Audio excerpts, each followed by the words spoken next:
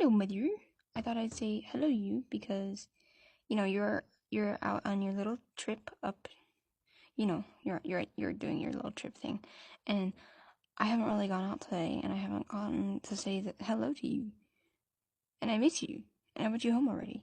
So you need to hurry up and get home, because I miss you, and I'm stuck playing video games, and when you're not here, I have nothing to do. So you need to hurry up and get home, so you and I can go out, and we can go eat ramen at a ramen shop that I found, because I really want to try the ramen shop.